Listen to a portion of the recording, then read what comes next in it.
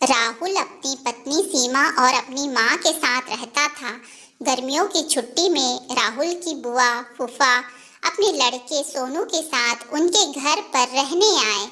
घर आते ही फूफा जी राहुल से बोले कि यहाँ तो बहुत गर्मी है, घर में कोई एसी नहीं है क्या? राहुल की माँ ने बोला, भाई साहब, अभी कुछ दिन पहले ही राहुल ने अपने कमरे में एसी लगवाया है।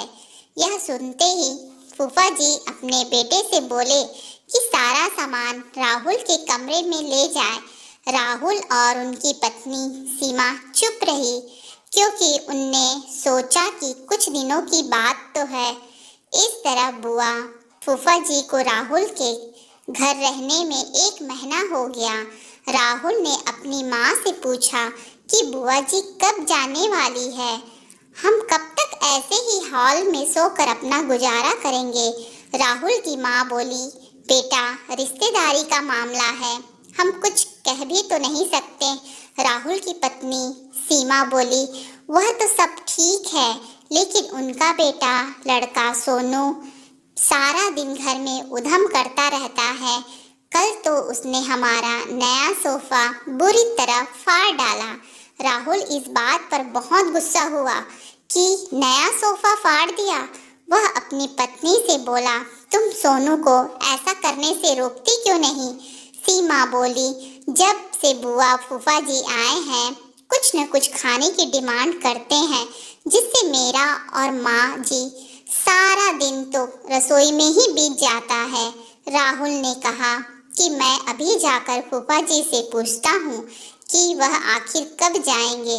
राहुल ने बातों बातों में फूफा जी से कहा कि 1 महीना हो गया है, आपके जॉब की छुट्टियाँ तो खत्म हो गई होगी ना?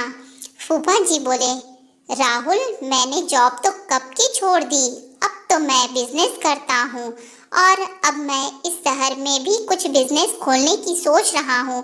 पहले इस शहर को अच्छे से समझ लूँ, जिसमें 2-3 महीने तो लग ही जाएंगे। यह सुनकर राहुल समझ गया कि फूफा जी अभी जाने वाले नहीं हैं। उसने यह बात अपनी पत्नी और माँ को बताई।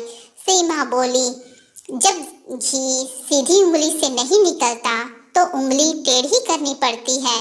उनके साथ भी कुछ ऐसा ही करना होगा। आप यह काम अब मुझ पर छोड़ दीजिए। उसी रात बुआ और फूफा जी छत पर थे, तभी उनका लड़का सोनू चिल्लाता हुआ उनके पास गया और बोला कि मैं अभी एक चुड़ैल को देखा हूँ।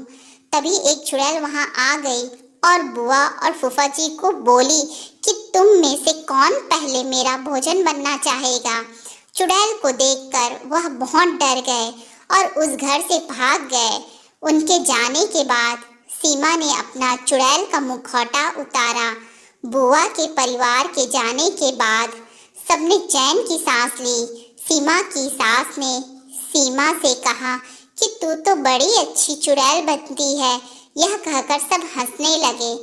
इस कहानी से हमें यह सीख मिलती है कि हमें किसी भी रिश्ते का गलत फायदा नहीं उठाना चाहिए।